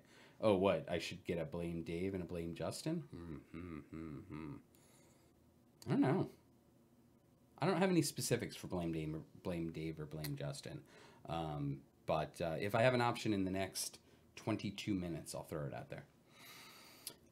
Don't suppose we could have a preview of tomorrow's weekend buff. If I had it available, I would. But I believe, because we put it into the system early because of the time crunch, it's in the well of spoilers on Discord. But I don't remember. Is it Birdsong's Battle Group? I think it's Birdsong's Battle Group. So there's a Birdsong weekend this weekend. And if it's not a Birdsong weekend this weekend, it's a Birdsong weekend next weekend. Any word yet on the memory leak issues? I don't know if you deal with any of that specifics of the tech on the game. No, I don't deal with the specifics, but I can tell you that Dave is often looking at it. Dave's the one that looks at the tickets in the game. We talk about it often. It is an elusive challenge. We are working on it. And we're trying to squeeze in fixes where we can. And hopefully, eventually we'll get to the fix that gets us home. Let's see. Question from Garwar. If you sunset some achievements, how many do you think would be the ones that wouldn't stay? That is way too big of an answer for me to answer. Hashtag blame Justin on that. The things that we're going to sunset. So if there's an achievement, the way tanking and healing is changing, it is changing monumentally in terms of the numbers. So if it's heal EO5, like in the new tanking and healing, it will be impossible to get to that because the health curve is squished a lot, and it's much more grokkable from an active play standpoint. You're not looking at billions of health. You're looking at it from in the hundreds or the thousands. So it's so much easier to grok on healing and health bumps. But that means that some of the achievements related to healing and health that were in the exponential categories, they're just no longer achievable. So they'll either be tweaked and the numbers will go down, or more than likely they will be replaced with a similar achievement that is achievable, and the old one will be archived. But I don't have an exact number because those numbers are still being worked out. Justin and Mark and Dave have been furiously working on it for days and days and days.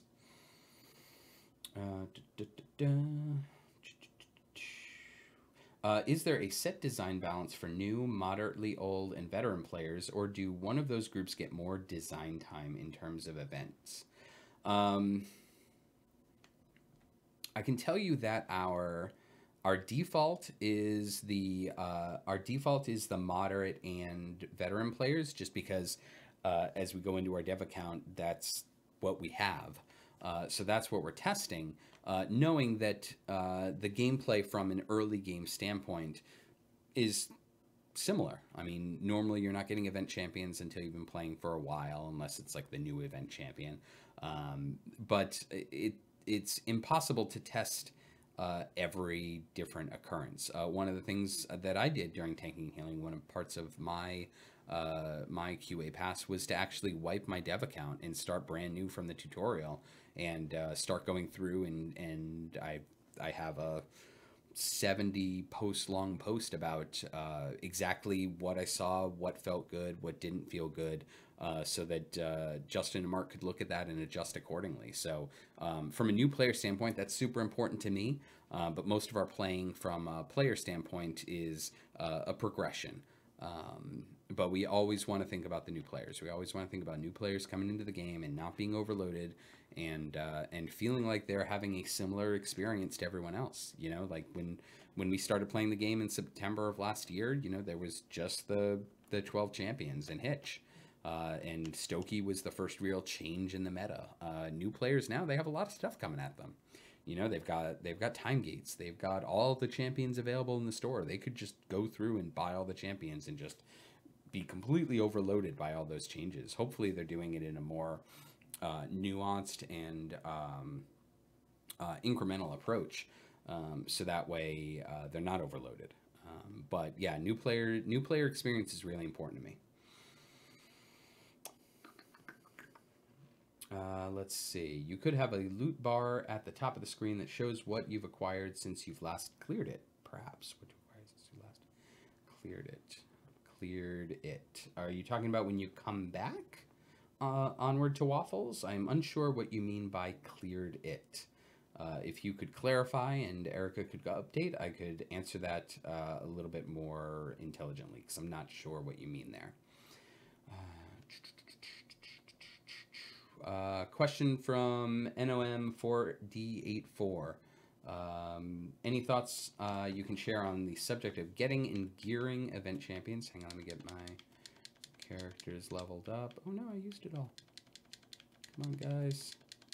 Watch out, there's that Dwarf of Desserin.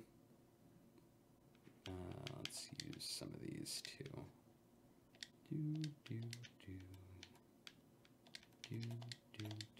Okay. Yeah, we got this guy. Okay. He means cleared the loot list bar.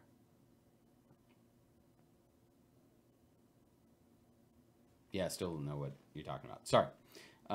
It's been a long night. My daughter was not feeling well last night, and I didn't get a lot of sleep, so I am just completely not grokking that question. But I will talk to Erica afterwards, and I will post an answer to that on the Discord. Well, I don't know that it's really an answer. It's a suggestion, but I'm sure someone is understanding that, and I'm just not grokking it. So we'll take that under advisement. Any thoughts you can share on the subject of getting and gearing event champions outside of their events? Time gates are awesome, but starting to feel less useful as the number of champions continue to increase. Not looking for specifics or anything. I have no info about the parade. Didn't watch it. Sorry. Thank you. I appreciate that. Because, yeah. Any thoughts on the subject of getting gearing event champions outside of events? Time gates are the best option right now. We're looking into other options, giving you the ability to gear up one of your event champions out of 3, and we're trying to make sure that we give you as many choices as possible. So the time gates, if possible, will give you a champion you don't have, a champion you do have, and then in the other bucket, it could be any kind of champion. So we're trying to make sure that we empower you to be able to make as much choice as possible and gear up the champions that you want to gear up. And so we'll continue to look at that both from a gold chest standpoint and a silver chest standpoint. Let's see. When will evergreen champions like Hitch and Dritz get their own achievement? I don't know. It's a good question. Seems like that's something we could do. The benefit of the Hitch achievement is that it might remind people that there's a Hitch out there. Because for those that don't have Hitch, you definitely want to get Hitch. If you sign up for the newsletter, we'll send you a code to unlock Hitch, brand new champion, and you get weekly gold chests. Every Friday, we send out a gold chests. It's normally the weekend chest, so whatever the weekend chest is, you can get a gold chest for free. All you have to do is sign up for the newsletter. We don't sell your information. All it is the ability to for us to get information about the game out to you and to get you some free chests. And those codes don't go away. I know I've had a couple of times where I just have forgotten the chest code for a month or two, and I'll jump back into my email and realize I didn't open like 4 of them, and so I'll get 4 gold chests right away. It's pretty awesome. Let's see. Lost and Damned 1. Oh, hope your daughter is feeling better now. Yeah, she's fine. She doesn't have the plague that everyone in the office has. She just wasn't feeling that well. But I appreciate that. It's always tough when your little one is sick. But she's a trooper, and she just wanted lots of snuggles, which honestly is the best. So let's see. All right, I think that's all of our questions, or at least most of them. So many questions. All right, so let's see. What else did I want to talk about?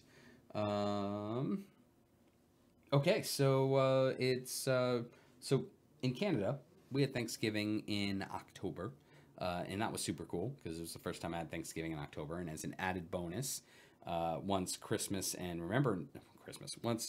Halloween and Remembrance Day go by in Canada, it's like Christmas time all the time. Like all my neighbors have the Christmas lights up. Like we're the weird people that haven't put Christmas lights up. My family always had the rule of wait until mom's birthday in December to put Christmas lights up, but not in Canada because it's Christmas time.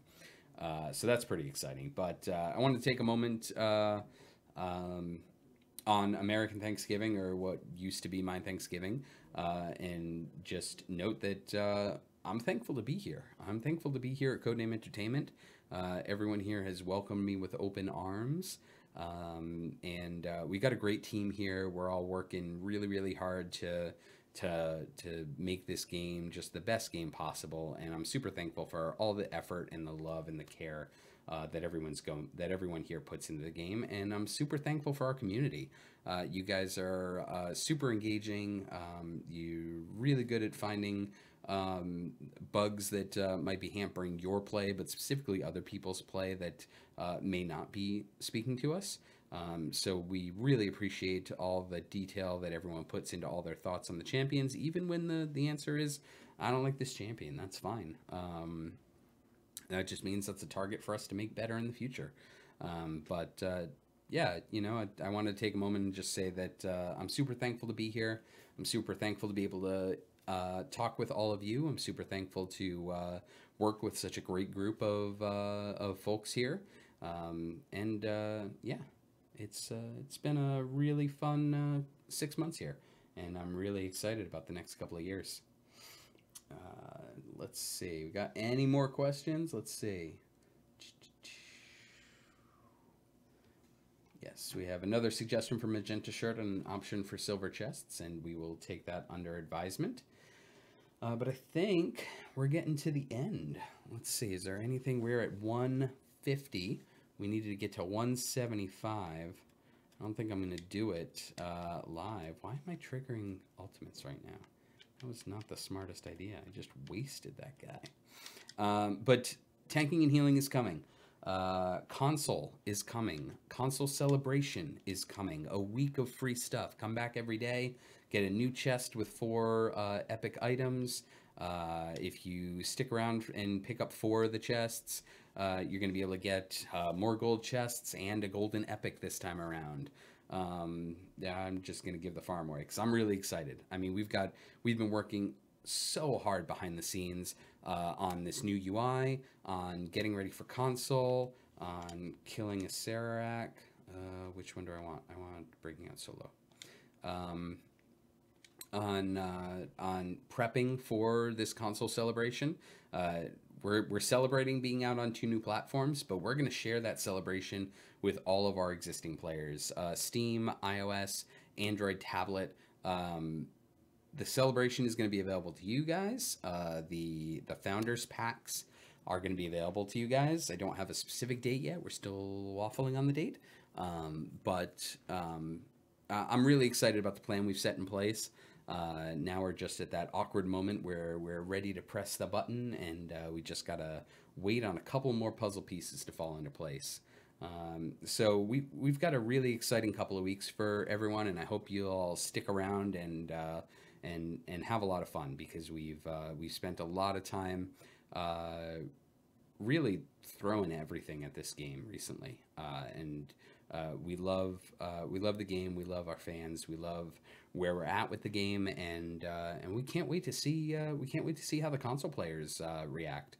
How they're gonna play it. I can tell you, it's awesome to come home at night and just boot up my Xbox and play at home. I'm playing with the older version of the gamepad UI because we haven't patched it in the back end on Xbox. But it's awesome. My daughter came down the other day and she was like, "That's on the TV now?"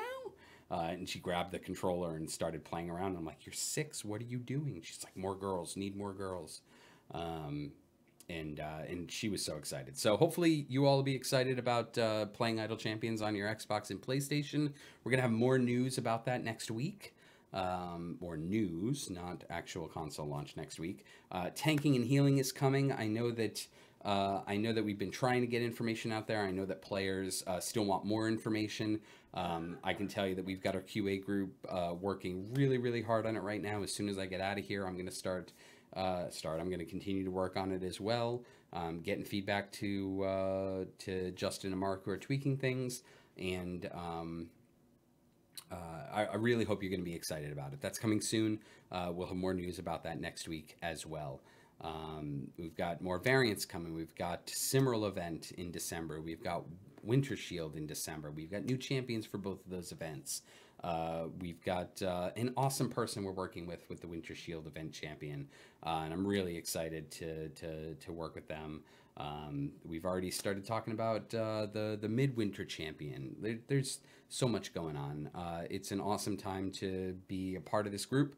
It's an awesome time to be a part of your community. So thank you for joining us. Thank you for hanging out with us. And thank you to Erica for, as always, being an amazing producer and throwing all these questions together and helping to clarify my answers and making sure that I don't have to keep copious notes during the live stream. I really appreciate everything that Erica does behind the scenes to make this a seamless experience and allow Dylan or I to engage with you all as easily as we can. So yeah, I think that about wraps up our stream for today. I hope folks didn't gorge too much on their Thanksgiving turkeys, and have a lot of fun. We'll be back next week with some more discussion about tanking and healing. We've got a big update coming on Wednesday, and thanks so much.